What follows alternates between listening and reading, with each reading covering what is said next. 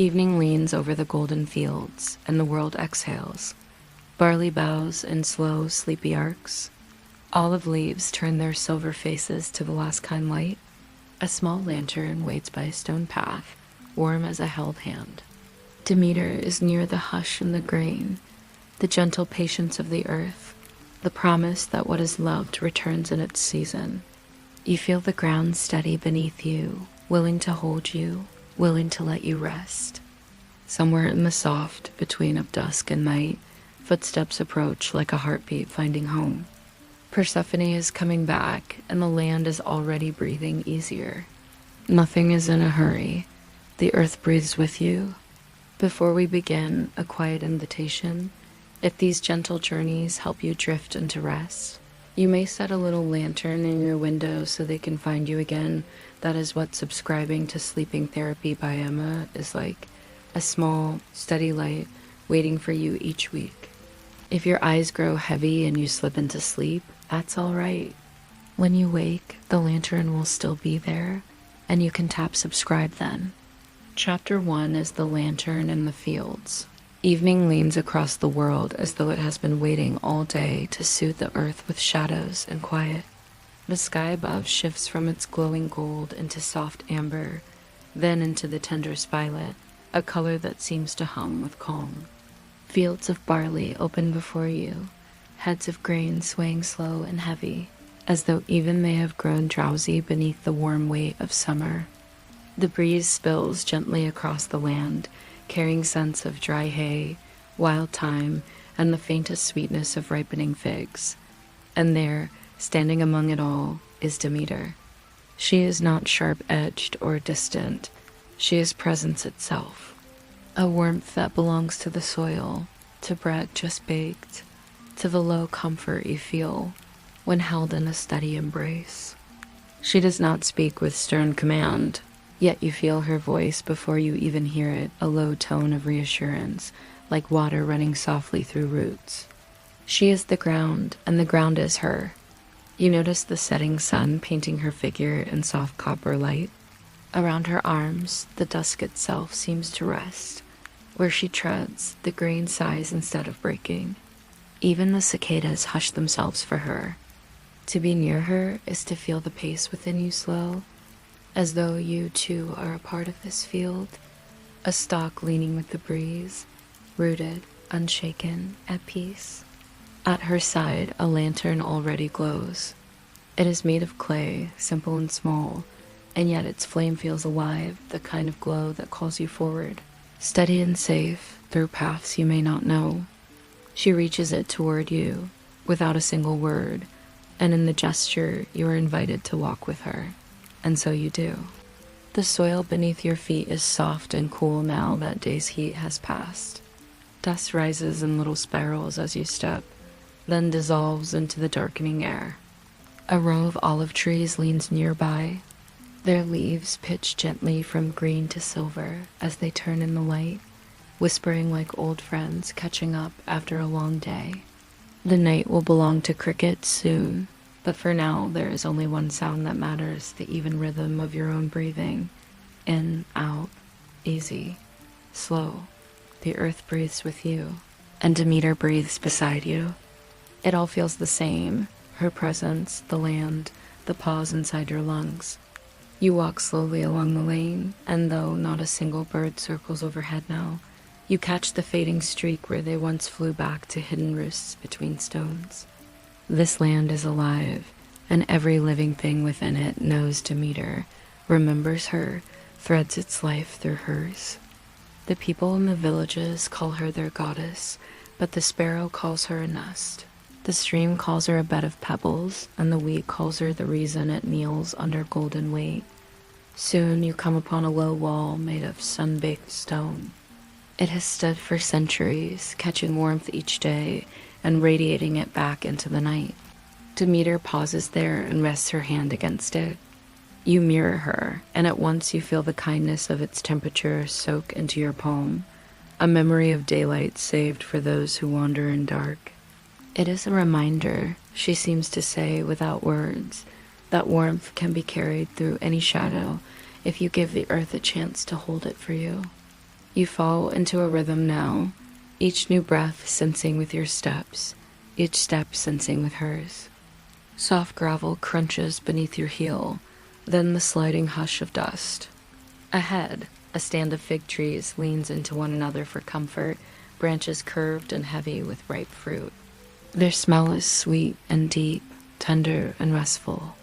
A large clay jar sits beneath them, filled with fresh water drawn earlier in the day. Demeter tips it gently toward you. You drink. The water is cool as moonlight, clear as still thought. When you hand the jar back, you notice your shoulders have already lowered. The tightness you carried in is loosening under the slow instruction of the land. Demeter leads you onward. The lantern in her hand swings in an arc of quiet flame, painting the track in soft amber rhythm. Insects move away from it without fear, and moths circle with reverence, their pale wings like drifting petals. The more you move forward, the more you feel the air thicken with silence. It is not an empty silence, but one filled with welcome, like a bed just turned down, expectation of rest. After some time, you crest a hill, a gentle rise in the land, no steepness to trouble you. Beyond it, the world opens wide. There, in the distance, you glimpse the faint glow of a small village, scattered torches, small clay lamps, rooftops tiled with red. Smoke threads upward from hearths where bread is being baked, where oil lamps flicker beside soft voices. Behind it all, the deep sea lies stretched out like a dark mirror, catching the last curve of the moon. Demeter stops to let you take it in. The land she guards is, in this moment, fully alive, though quiet. And standing beside her, you understand why it feels so easy to breathe here. There's nothing expected of you. You do not have to chase, do not have to hold on, do not have to solve. You need only exist among other existing things. That is enough, and it has always been enough. When you step once more, her lantern sways you into gentle rhythm again, and you feel the sleepiness deepen, not out of exhaustion, but because for the first time today, you feel no weight borne upon you. The ground holds your weight, the goddess carries your worries, and the night accepts your presence without question. As the two of you near the first stones of the village road, she tilts her lantern to light the old carvings in the boundary marker. They are simple, spirals, wheat sheaves, circles of vines. Each pattern looks like breathing itself, curved lines repeating, pausing, curving again. You reach to trace one groove with your fingertip, and the stone feels cool, yet kind. You feel part of it. Its spiral continues inside your chest, in your inhaling, exhaling lungs. Demeter notices your hand linger and smiles. Not a wide smile, but a quiet one, as though she shares a secret with you. The spiral doesn't end. Life does not end. Persephone will return, as spring returns, as all that sleeps will one day wake again. She gestures you forward into the edge of the village, and the sound there is hushed but warm. The laughter of a child fading with the dark, the scrape of a wooden bowl, the chirrup of crickets returning to dominance in the air. You step slowly among the stone houses, walls wide and low, each with herbs hanging at the doorway. Laurel, rosemary, mint. Their fragrances mingle in a soothing current that feels as though it drapes across your shoulders like a shawl. An elder sits by her door, spinning wool. She smiles at Demeter with reverence, yet no shock. It is clear she has always known the goddess as a neighbor, a presence more real than stone. She nods to you as well. Somehow, it makes you feel part of this world, as though you too live here and always have. No stranger's glance, no question. You are simply accepted into the fabric. Demeter pauses then, looking toward a square at the heart of the village. There, larger lamps burn and people slowly gather. The sense in the air is one of waiting, but waiting with joy. They are preparing to welcome Persephone back from the underworld, her return each year, the promise that all things grow again. Demeter holds up her lantern in answer, and though her face is calm, inside her joy hums like the roots of every tree shaking in quiet anticipation. You feel it too, without words. The promise that rest is not final, that winters of the soul, however long they feel, are seasons only, never eternities. That the daughter will always step back through the door, that green will always thread through the dark earth, that your heart will always rise like a lantern lit again. With that thought nestled inside you, you breathe once more in, out, and as the crowd gathers at the square, you let Demeter's lantern guide you into the gentle heart of their welcome. The evening is now fully upon you. Night stretches like velvet overhead. The first stars prick through, and your chest feels lighter than it has in months. Every sound is soft, every motion kind, every face open. You walk at Demeter's side toward the circle of lamps, and as you do, your steps slow. They slow until you are no longer walking across dust and stone, but simply drifting. The lantern glows, the goddess glows, and somewhere already Persephone is climbing upward. The path winds inward, leading you and Demeter from the olive-edged lanes into the gentle stone heart of the village.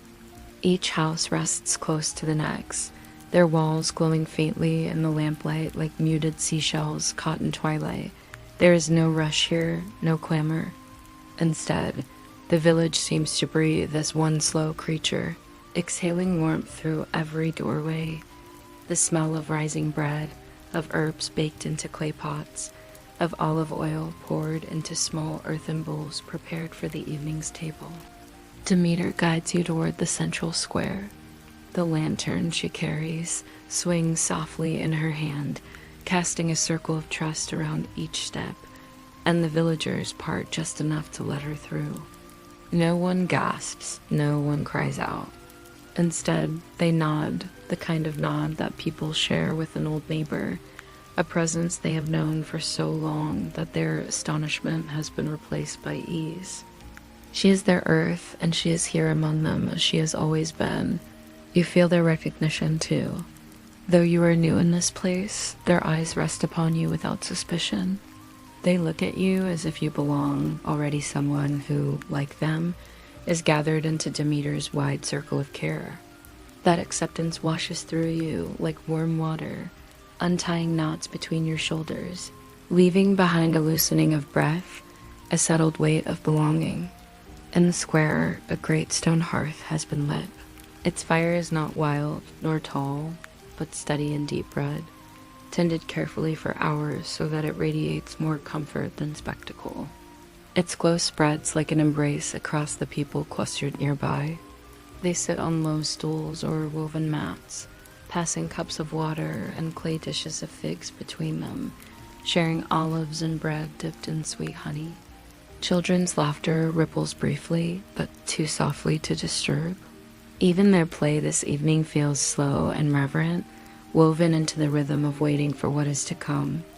Demeter takes her place at the hearth. You follow and sit upon the woven reed mat she gestures toward. The mat bends kindly beneath you, releasing the faint smell of sun-dried grass. You realize you are breathing it in the way one might breathe a lullaby, soft, sweet, familiar, and old.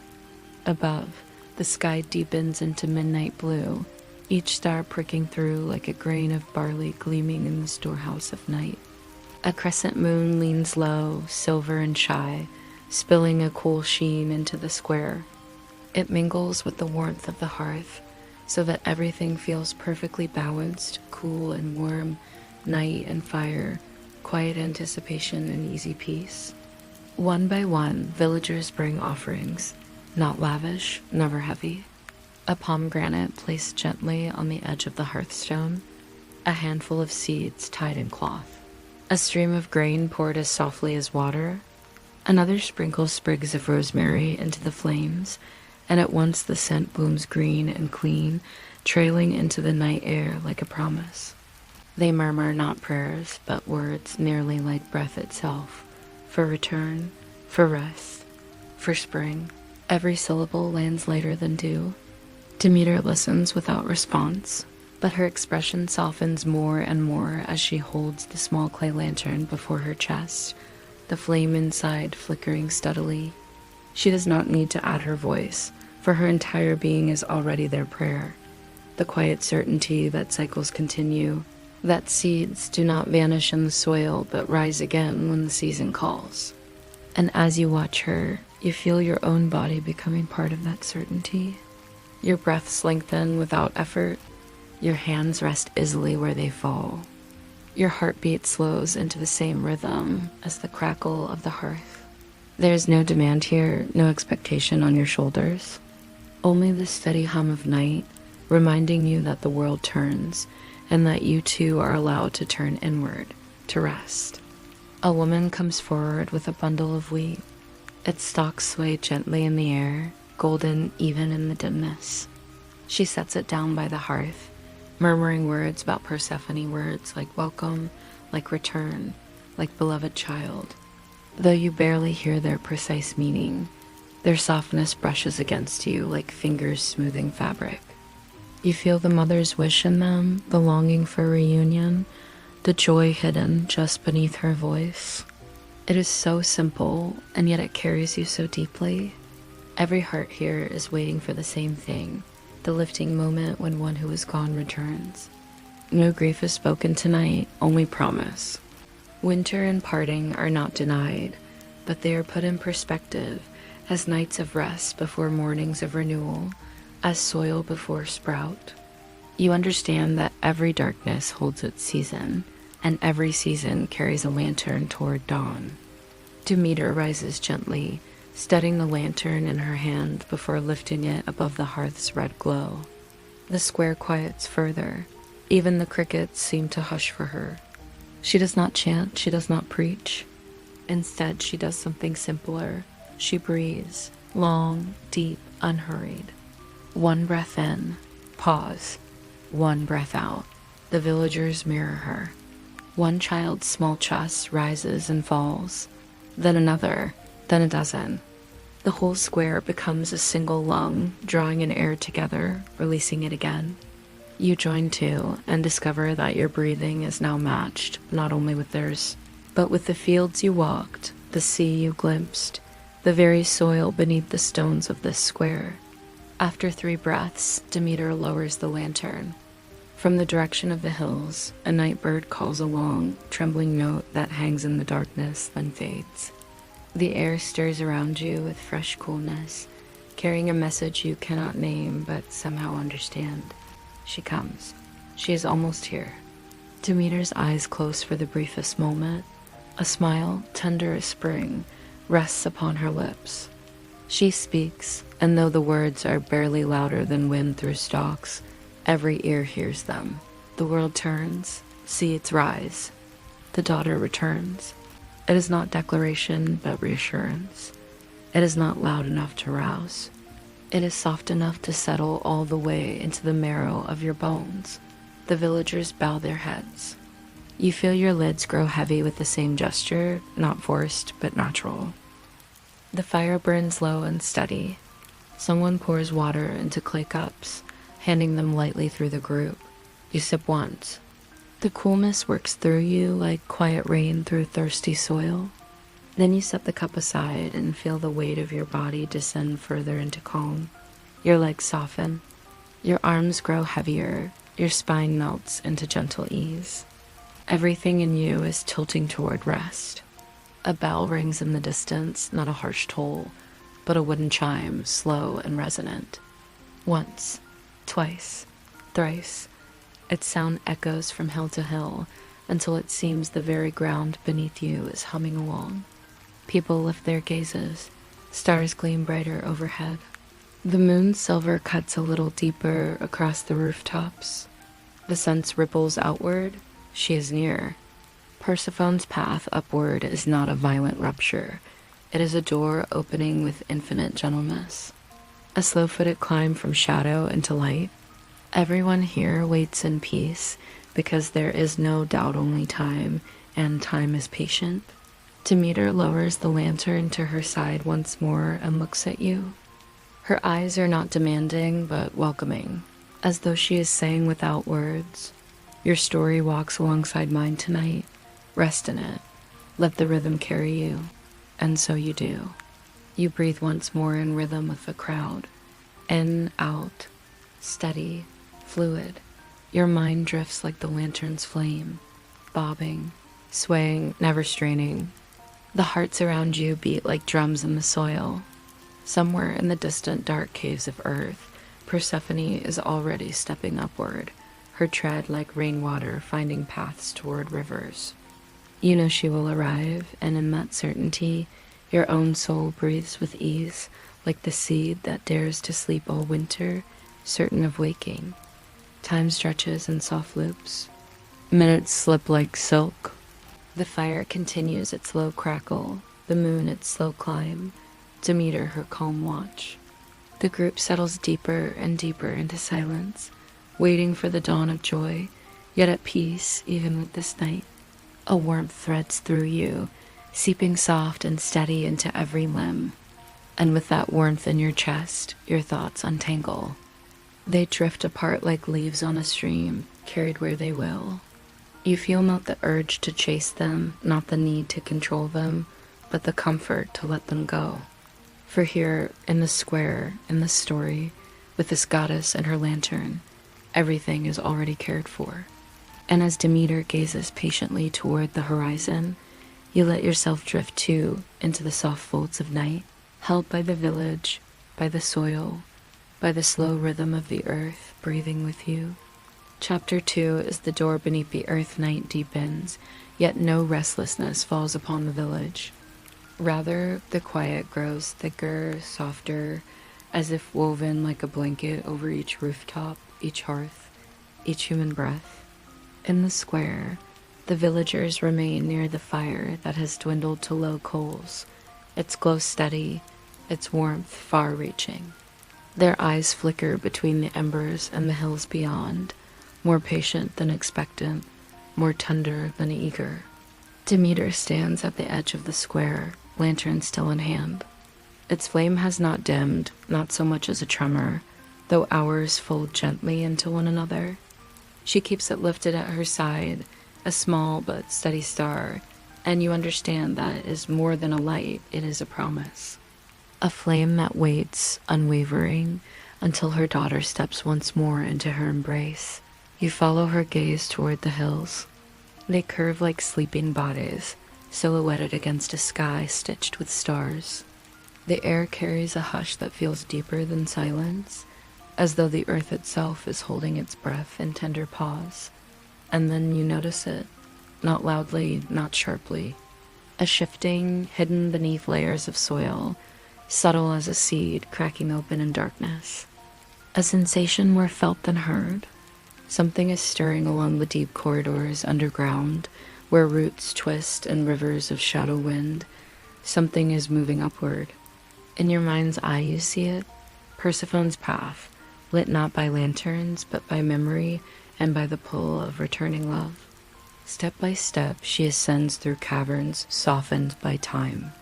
Each footfall is slow, reverent, like a heartbeat echoed through the stone. All around her, the earth itself seems to lean aside for her passage. Walls of rock that once held her gently now guide her upwards, as though they too have learned to expect this migration, this seasonal breathing of their guest. Roots frame her path like curtains brushed with dew.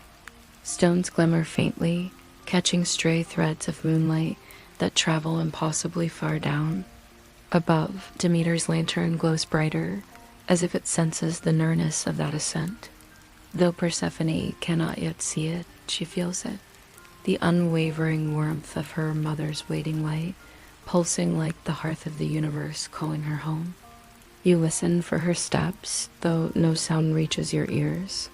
What you hear instead is the rhythm of your own breath deepening, lengthening, as if you are descending alongside her, then rising with her, step by patient step.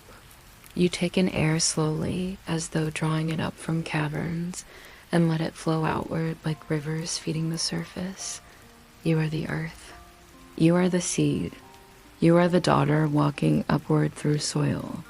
The villagers remain still, but you notice how their bodies' subtlety sway in unison, like grain bending to a pulse of wind. They feel it too. Their hearts are listening like yours, tuned not to volume but to presence. This is not a return announced with trumpets or clamor. This is life exhaling itself back into view with the gentlest possible sigh. Demeter lifts her lantern, higher now. The flame arcs through the square, casting shadows across the low walls, stirring shapes upon the people's faces. One child reaches out to mimic the gesture with her small clay lamp, and her mother smiles, cradling her, whispering something into her hair.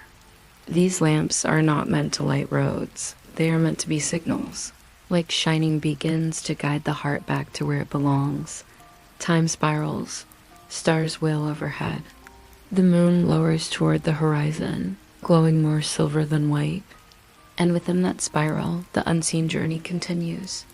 You can nearly feel Persephone's hand resting against stone as she lifts herself from chamber to chamber. Each pause of her step is mirrored by a pause in your own breath. Each advance upward leaves you filled with a lighter air, as though you too are climbing toward dawn. The air in the square shifts. It grows cooler, touched suddenly by the faintest fragrance, something green, something fresh, as though new shoots are unfurling invisibly nearby. You glance down and notice that near your mat, at the edge of the hearth, a tiny sprout has pierced through a crack in the stone, impossible yet real, driven upward by a force that speaks only of return. It is Persephone's echo, her essence reaching ahead, telling the earth, wait, I am coming. Demeter sees it too. A tear glints faintly across her cheek, not sadness, but relief, the body's way of softening under absolute joy. She cups her lantern close, the fire reflected in the drops of her eyes, and whispers words the villagers cannot hear. You sitting close, catch them, child, grow nearer. Every season you return. Every season I wait. Her voice quivers like leaves in a soft breeze. Despite the depth of her yearning, it is always tempered by patience, by the knowledge that the reunion cannot be rushed. She has learned through centuries of waiting that in the space of cycles lives the truest love. And you, breathing alongside her, realize something immense. You are a witness not to grief, but to trust. Trust that whatever departs returns.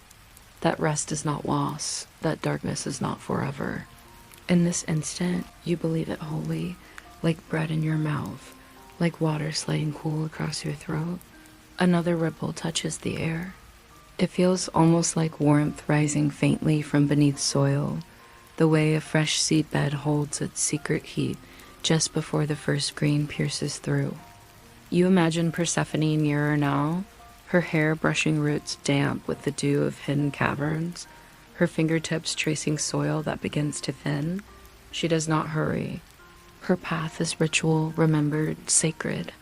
Even the underworld itself recognizes her rhythm, loosening its hold as if to bless her way. The villagers still sit and calm, but one by one they begin to hum. Low, steady, nearly like the sound that a hive of bees makes when content. It is not song exactly, but vibration, offered in solidarity so that Persephone may hear their waiting through the walls of earth. The hum grows, weaving through the square, wrapping around you like woven cloth. With each note, your body relaxes further, the muscles of your face soften. Your arms sink heavier against your sides. The hum is not outside you anymore. It resonates in your chest, your belly, your bones. Demeter raises her lantern once more, higher than before, until the flame almost wavers, almost leans toward the stars. She holds it steady with both hands.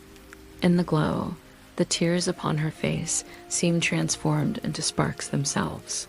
She is the mother, the goddess, the soil, the bread, the waiting earth, and she is also simply love itself, patient and certain.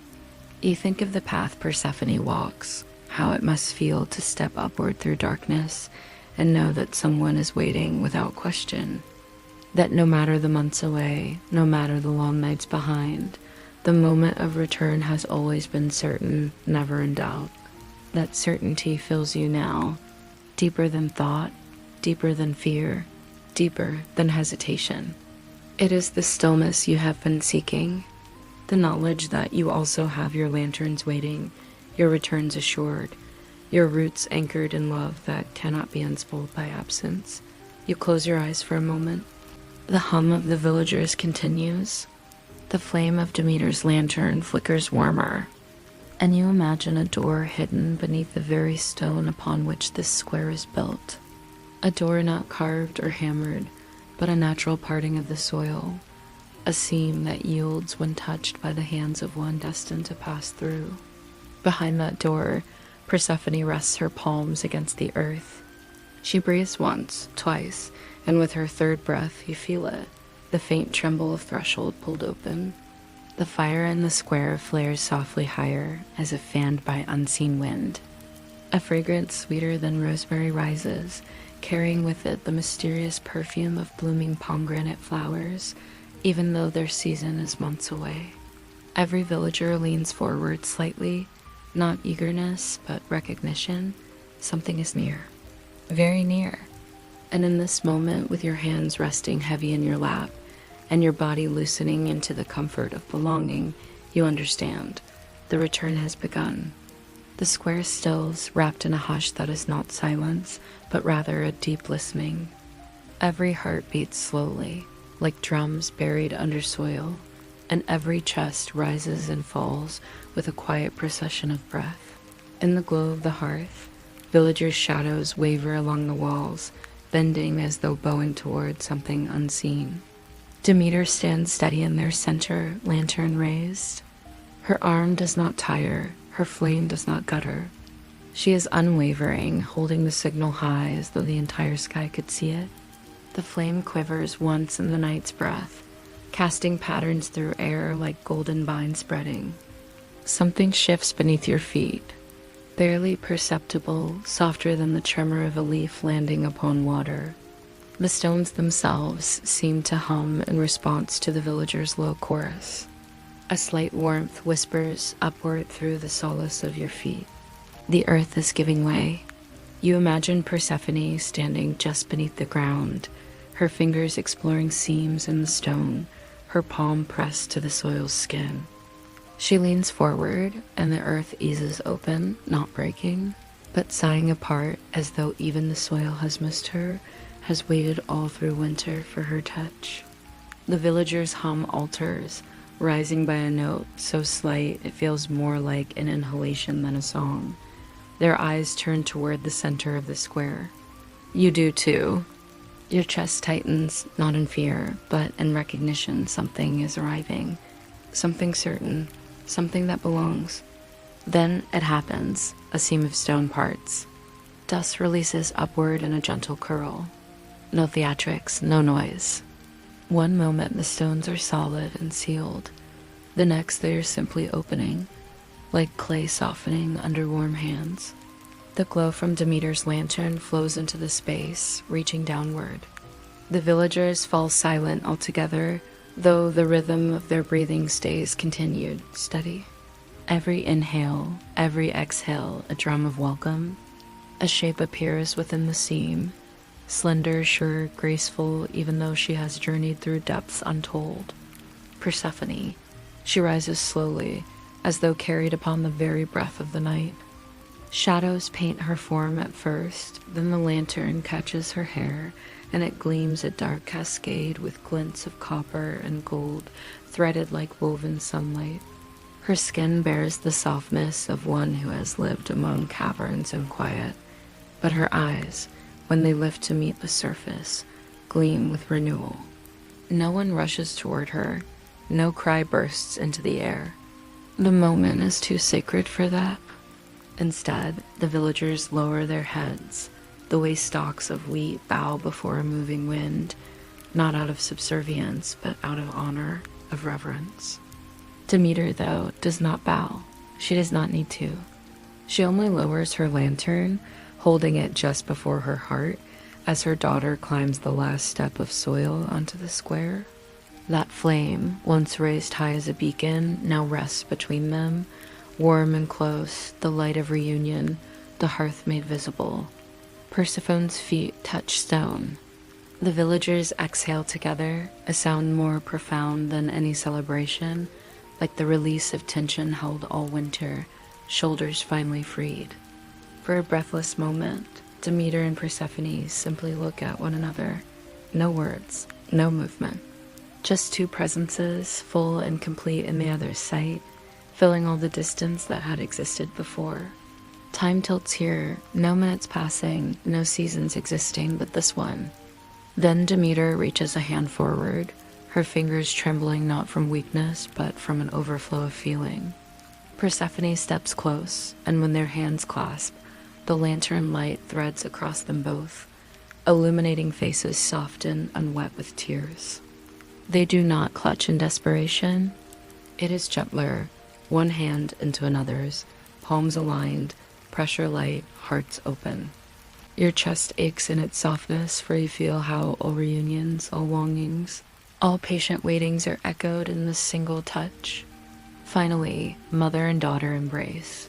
Slowly, their heads incline, their hair merges, the folds of their garments press together, and the lamp rests between them. Fire glowing brighter for the first time tonight. No one applauds. No one breaks the silence. It is unnecessary. The air itself rejoices, the earth sighs, the roots beneath the square quiver with joy. Above, stars flicker like sparks of blessing scattered across the dome of night. You watch as Demeter leans her cheek upon Persephone's hair, whispering not words of command, but simple ones of love. You are here, you are with me. The earth breathes again. Persephone answers in a tone soft as gardening hands brushing soil from seeds. I was never apart from you. Even in shadow, we sustained one another. Their voices fold into quiet once more. Their silence is so complete, yet it says more than endless speech. They cling, not in desperation, but in reverence for the cycle that brings them apart and together across eternity, and will never end. The villagers begin to hum again, but softer now, more like bees drowsing, satisfied after pollinating. The hum spreads outward, sinking into stone, traveling into hills, threading through fields. Each sound is like a note of gratitude for Persephone, for Demeter, for the cycles that make the world breathe. And then transformation begins, subtle and sure. The hearth fire before you flares higher, fed not by wood alone, but by the energy carried upward with Persephone's presence. Shadows lengthen upon the walls, flickering like waving branches. Colors return to the air. The blue of night deepens, the stars pulse brighter, moonlight sharpens silver. But most astonishing, the earth outside the square responds. Fields beyond the walls begin to shift, as though some long sleeping choir has stirred awake. You feel it before you see it. Barley stalks swelling, olive branches loosening blossoms, fig trees unfurling fresh leaves. Spring breathes through the land again, called upward by the reunion no one doubted. The villagers smile, not as if surprised, but as if comforted by the reaffirmation of what their souls already knew. They break bread quietly, passing pieces to one another. Sweet figs are placed in hands. Honey drips golden across clay dishes. Children laugh beneath their breaths, like sparrows chattering after first light. You receive bread too soft, warm, crumbling gently between your fingers. As you taste it, you realize it carries everything you have witnessed. It is the grain Demeter has given. It is the sweetness of return. It is spring folded into nourishment. More than food, it is reassurance. Demeter and Persephone remain near the hearth, seated now upon reed mats, lantern between them. Sometimes they glance to each other. Sometimes they simply close their eyes, heads leaning gently together. It is not what they say that matters. It is the closeness itself, the presence made full again. As the square settles into easy murmur, you find your eyes heavy once more. Each lamp flickers steadier, as though content to rest now that the daughter has returned. Villagers begin to disperse quietly, carrying their offerings of seeds and herbs to their homes, leaving behind a soft trail of gratitude. Soon the square holds only a few figures, Demeter, Persephone, and you. The goddess looks at you finally, her gaze warm enough to soften even stone. She does not speak, but her eyes tell you this. All things have cycles, all things find home. As spring returns to earth, so do you return to the embrace that waits for you in every season. You draw in one last deep breath of the evening air. It tastes of rosemary, smoke, pomegranate blossom, and the faint trace of olive leaves in moonlight.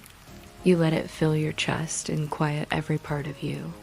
Slowly, slowly, you exhale, and with that breath, release everything you carried in with you.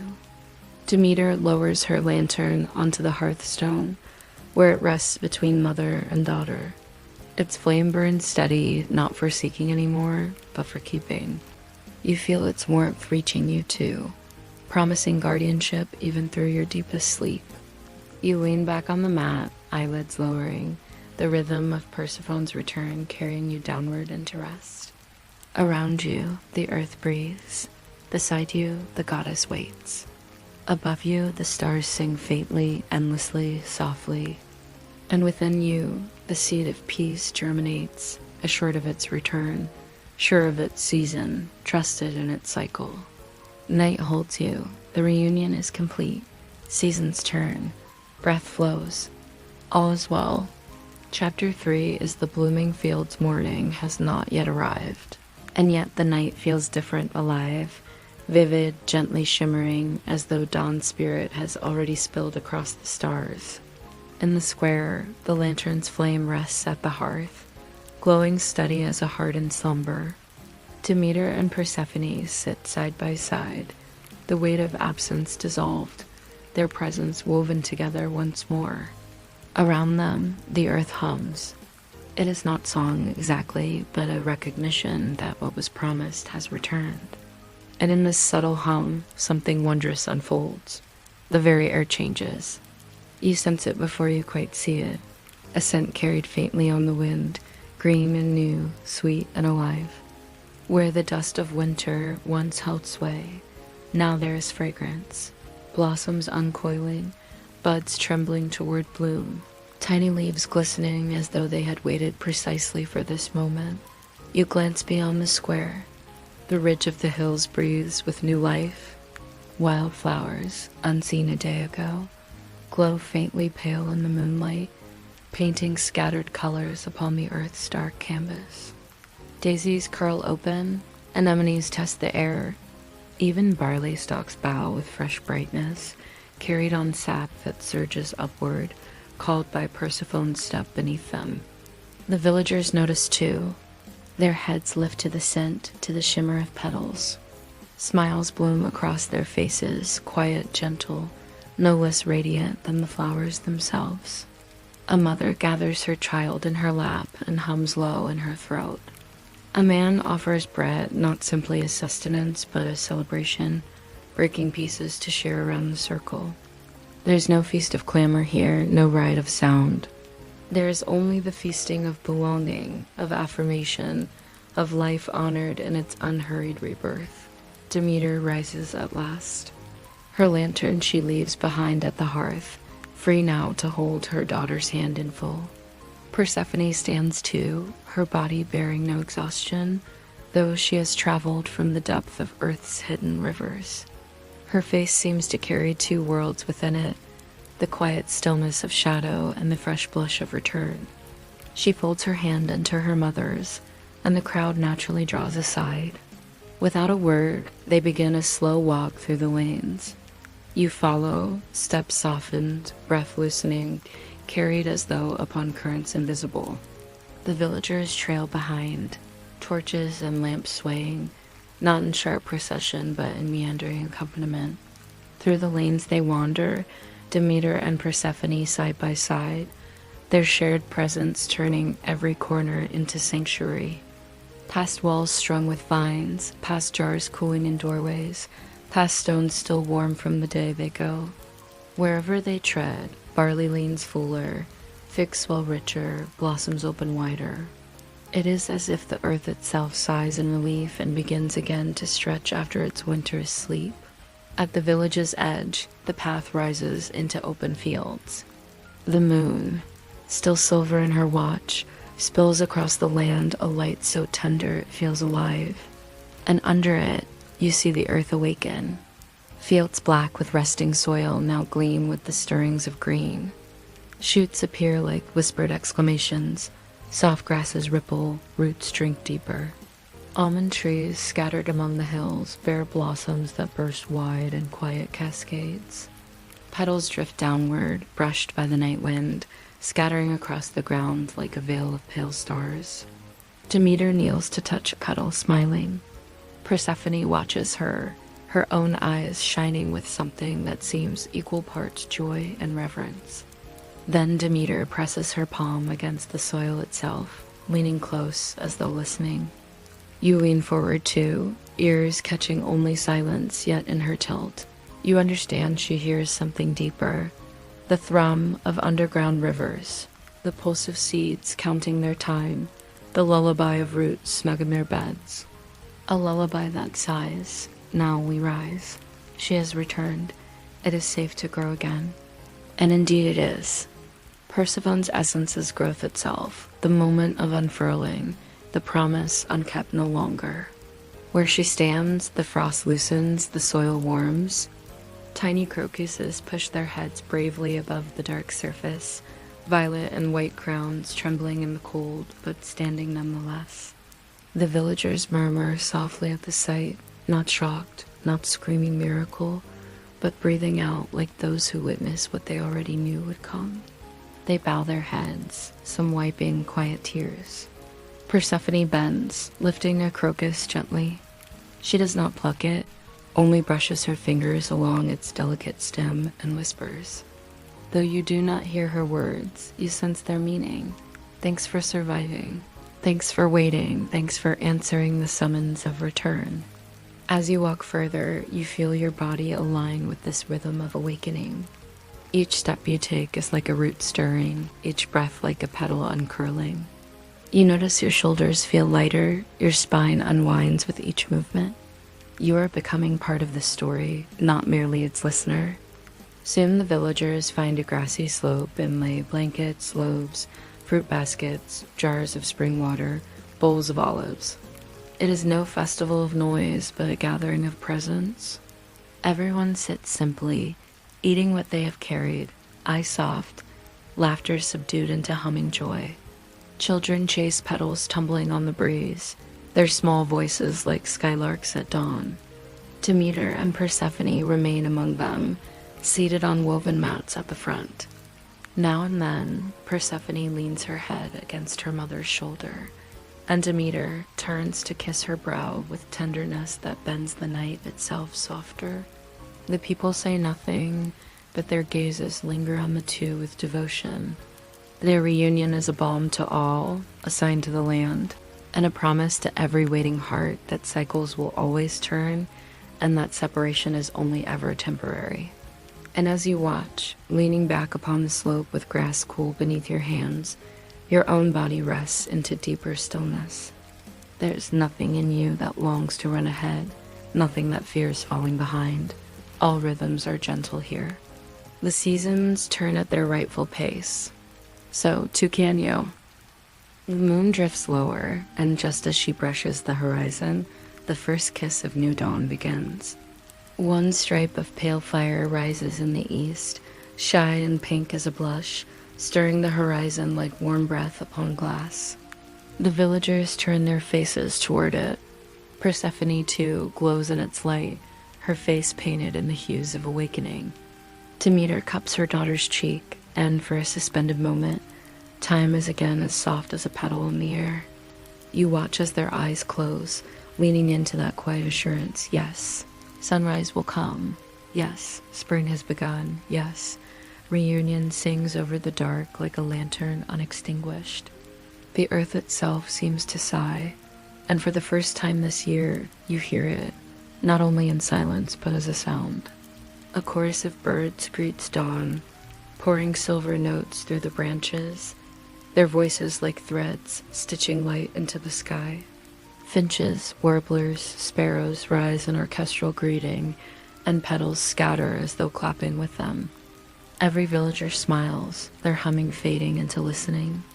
And you also listen, your head tilting back, eyelids fluttering as if preparing for sleep, as though the music of spring has carried you already to its dream. You let it enter you, bird after bird, note after note, until it mingles with your very heartbeat. The longer you stay still, the more the sound ceases to be outside you. It becomes the rhythm of your chest, the lull within your own mind. Demeter lifts Persephone's hand. Around them, the villagers sit still and smiling, bathed in emerging dawn. Season has turned, return is complete. And you too have turned. You feel lighter, untangled, like a field in bloom. You are awakening even as you drift into rest, both blooming and reposing at once. The paradox is not conflict, it is balance, steady, and beloved.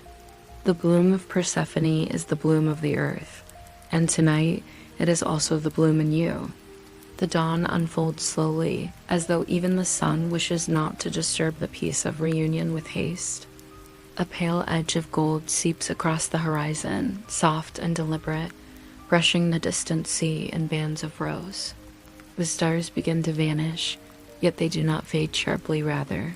They bow themselves gently into the brightening sky, retreating like musicians stepping quietly off stage after their song has ended. The villagers sit upon their slope, shoulders tucked into one another, cups of water held between palms, bread shared in easy rhythm. No one jitters, no one rushes. They are content to watch sunlight take its time.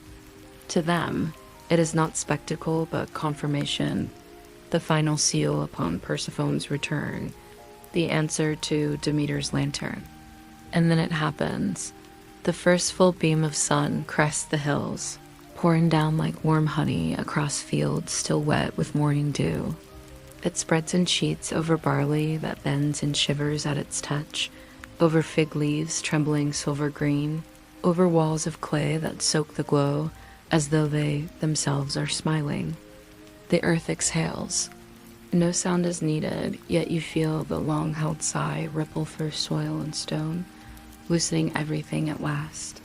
Morning has arrived, and with it the true bloom of the season.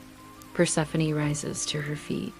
Her hair is gilded at its edges now, each strand carrying the shimmer of sun's blessing. She turns to face the east, stretching her arms wide, palms open. The gesture is almost childlike in its simplicity, welcoming light, daring to be filled with warmth again, rejoicing without calculation.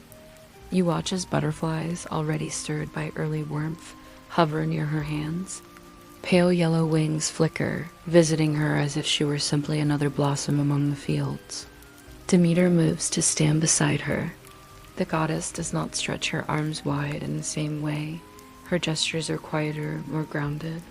She places a hand upon the soil, another upon her daughter's arm, bridging sky and earth, bloom and root, joy and steadiness.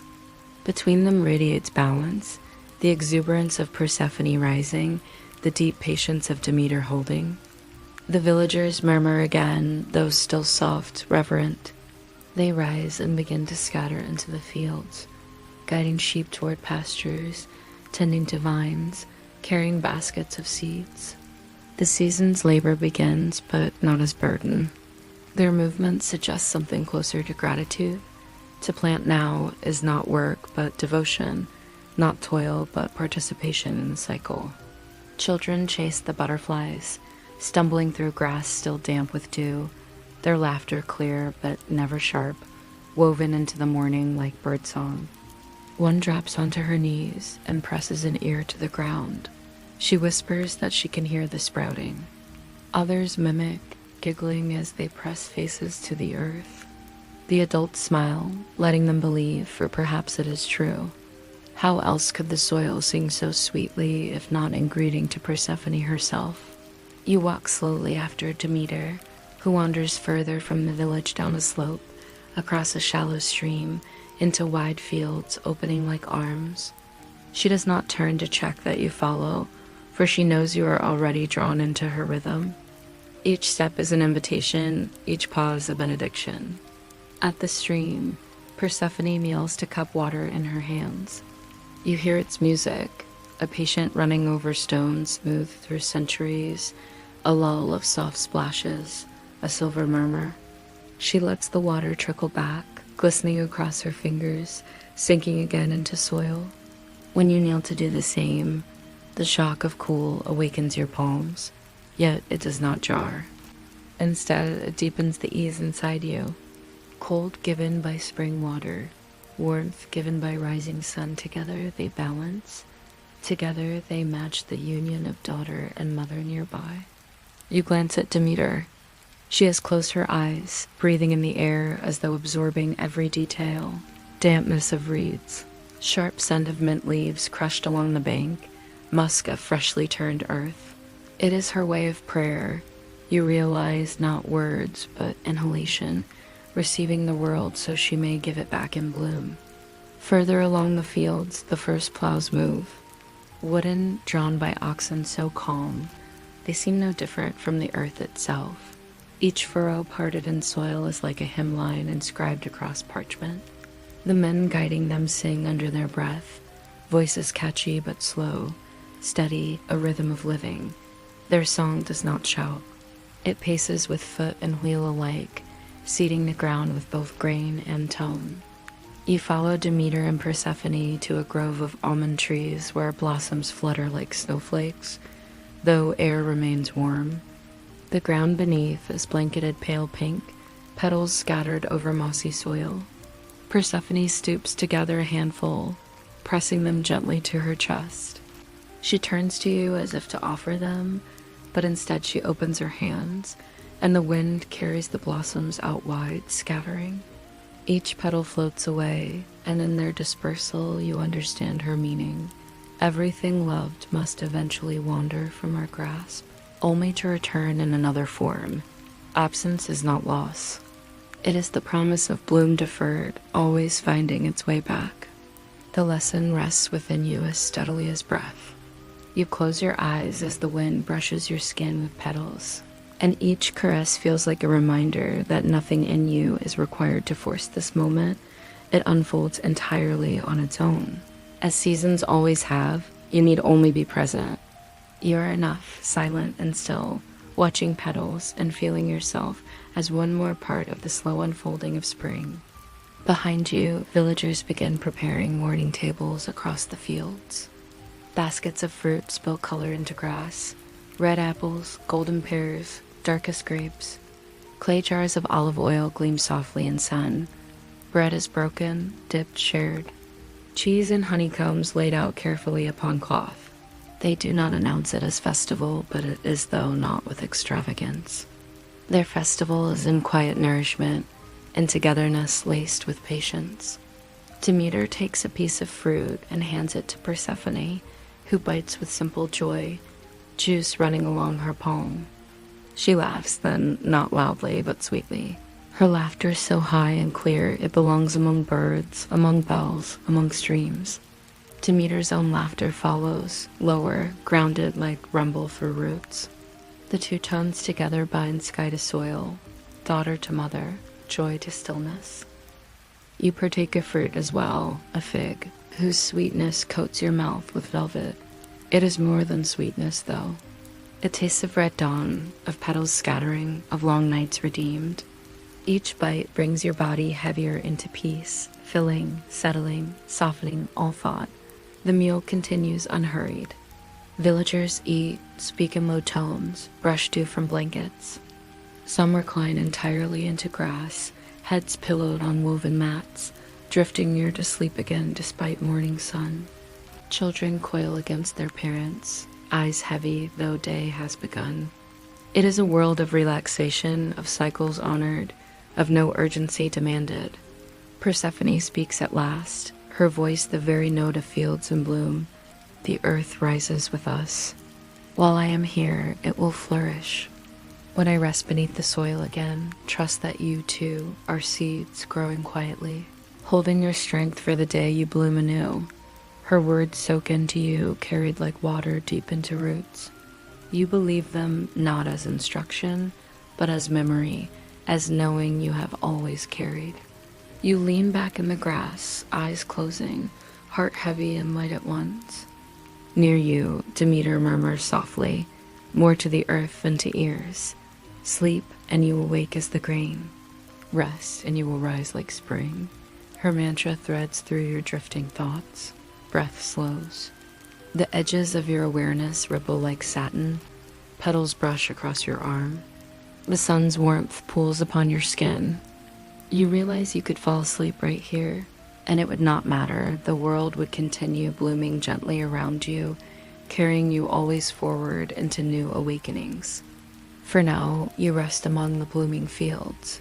For now, there is only ease. For now, you belong utterly in the season that has opened for you, with the goddess, with her daughter, with the breath of earth itself. Chapter 4 is the hearth of rest. The day unfurls in fullness before you, though it does so without strain. Sunlight moves like a careful hand across the land, lifting petals toward the sky, warming stone walls of the village, weaving long trails of shadow that bend gently into the grass. The air is filled with quiet music not played by instruments, but offered by the world itself.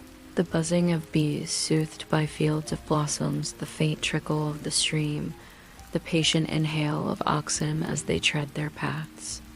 All around, spring is awake.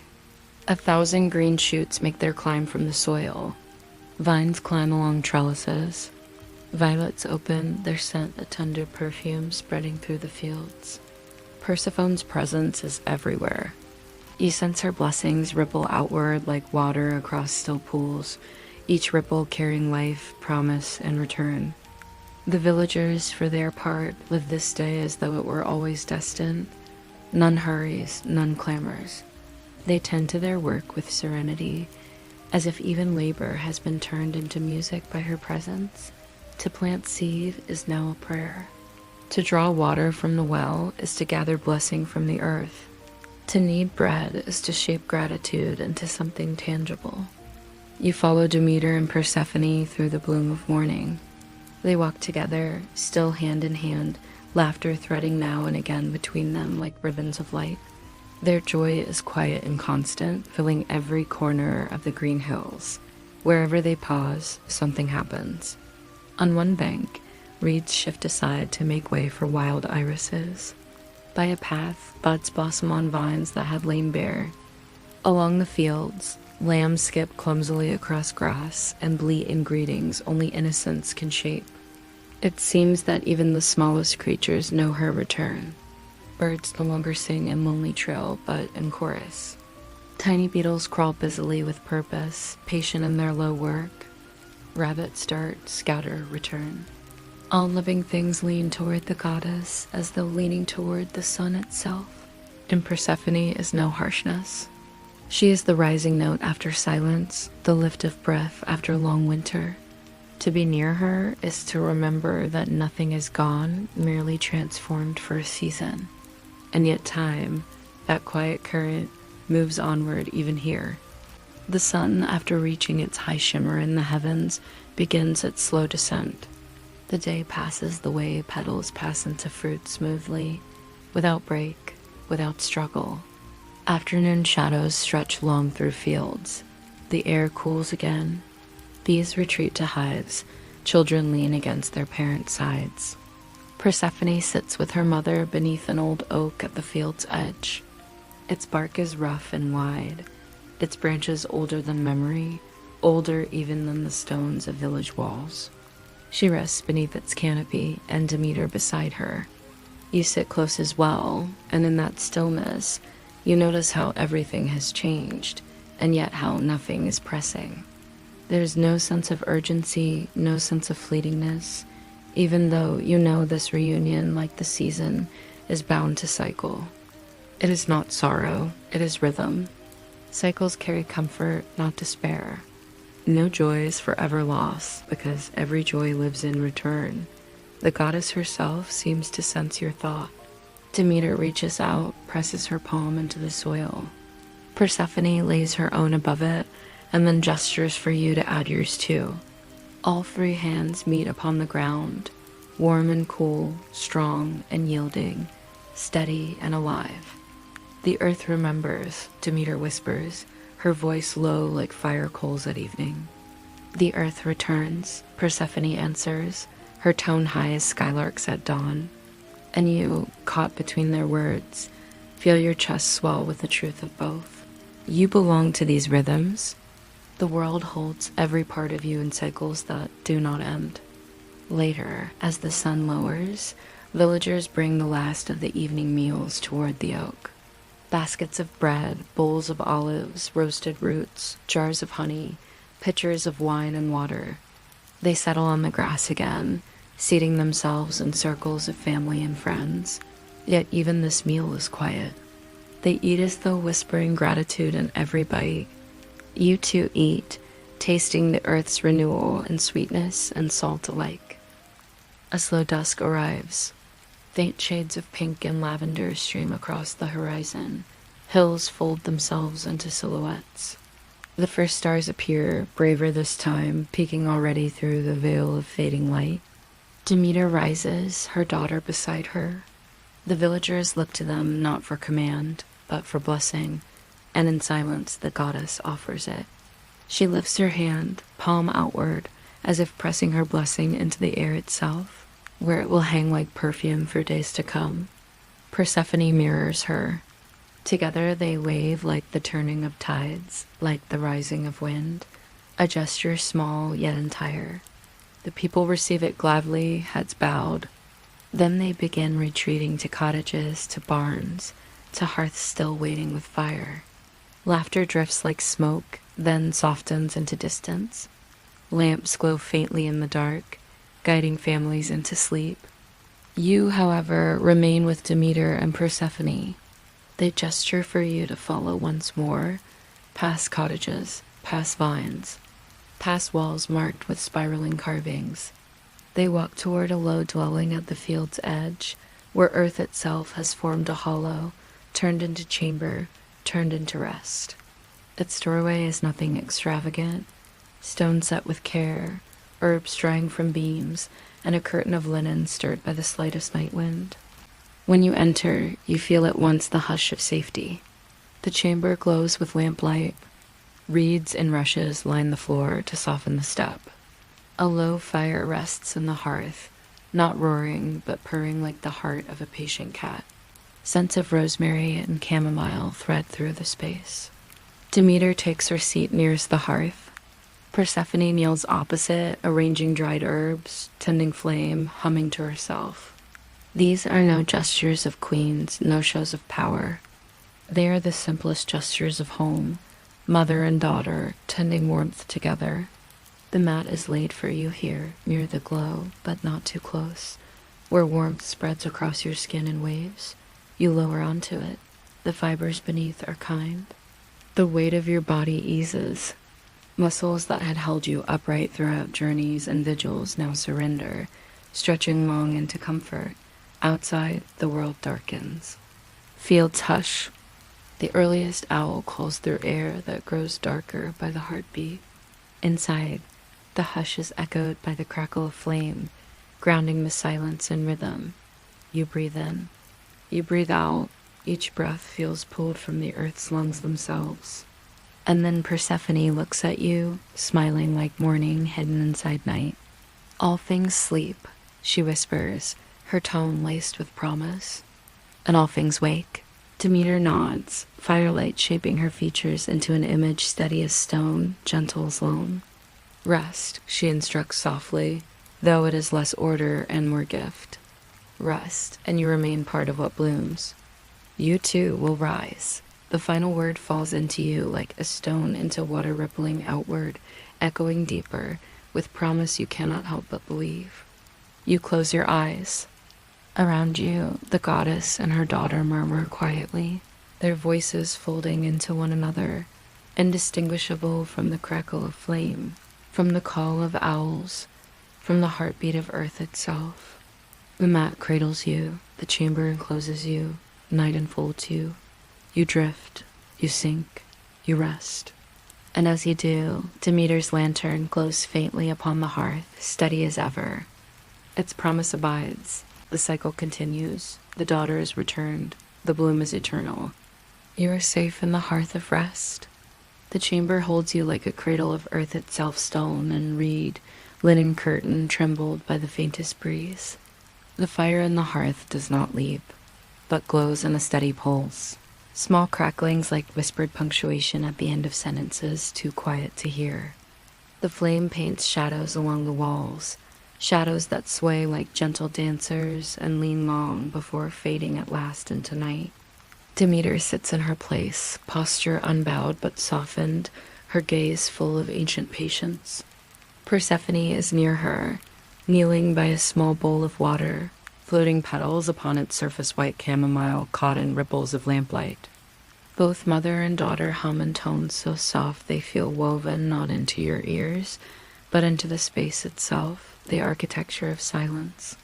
You lie back upon your mat, the rushes cushioning your frame, the linen sheet drawn lightly over you like the skin of night itself. Your breath falls naturally, slower now, more circular, unforced, in, out, nothing asked of you but the ease of respiration, the ease of sinking deeper into what already holds you. Demeter's voice threads into the darkness first. It comes not as speech, but as resonance, deep as soil underfoot. All things wait, all things return. There is no need to answer. Your body answers by releasing more tension, your heart answering by slowing without effort. Then Persephone's higher tone lifts, airy as the petals drifting in her water bowl. All seeds must sleep before they bloom.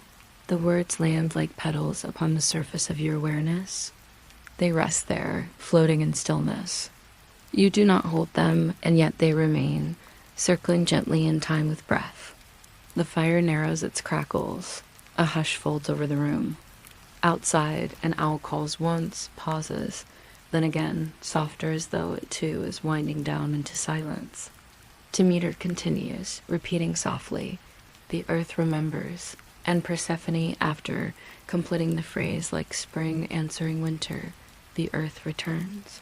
The echo of them together becomes a small chant, not rhythmic for energy, but rhythmic for slumber, slowed to the point of drifting. You realize it is the same pattern you have followed, spiral repeating on stone, curve upon curve, inhalation and exhalation. The longer you listen, the heavier your limbs. They sink like roots into soil. Your arms are no longer yours to command. They relax into the mat naturally, without will. Your head tilts to the side, jaw unclenched, weight surrendered, and with this weight you feel lighter all at once, like the seed in darkness feels buoyed by the earth encasing it, not trapped, but nourished, not lost, but accounted for. You understand rest is not an activity, but preparation, the kind of holy pause that always leads to return.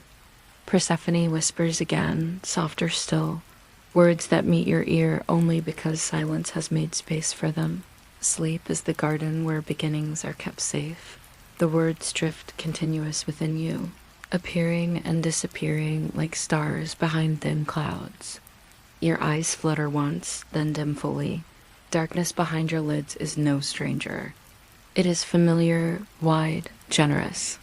You feel yourself standing within an infinite field of soil warm, endless, soft, holding you.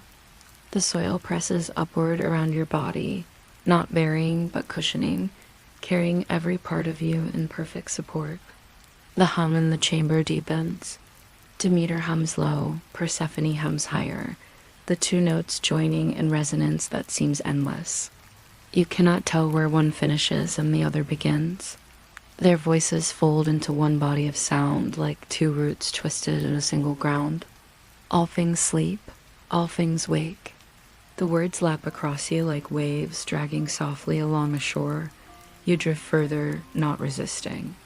Every thought that tries to rise falls again into the soil, tucked beneath its blanket. You're planting yourself into quiet. Their lantern, Demeter's faithful flame, burns still upon the hearth. You sense it even without looking, and you realize it has always burned from the first dusk in the field, through the path, through the square, through the reunion, through the blooming meadows, and now here into the hush of rest. It will always burn, even when your eyes are shut, even when the night covers the land, even when months circle. For the flame is not only Demeter's, it is yours. A promise that absence is a season, but return is eternity. Your breath wavers now into softness, shallower, steadier, in, out, and out. The world breathes with you. Every wall, every field, every star each, rising and falling in unison, with you, for you, as you. There is no separation between your body and the land. You are within the earth's pulse, and it is within yours. Persephone's voice, last of all. Sleep, child of the earth. Sleep, seed of the season. Bloom again when light returns. The fire lowers to a long glow. Demeter adjusts nothing, not lamp, not flame, for all is as it must be. She bows her head, eyes closed, still humming the rhythm of soil. You fall further now. You no longer hear every note. Sound is not separate, but folded into your drifting self. Your breath is stone, soil, seed, river. It is weight and light, loss and return, silence and promise. You surrender. Your body vanishes into weightlessness. Your thoughts fall into hollows. Your heart rests into the rhythm that never halts. Sleep claims you in the hearth of Demeter. The lantern burns. The earth breathes. The seed waits. The spring returns.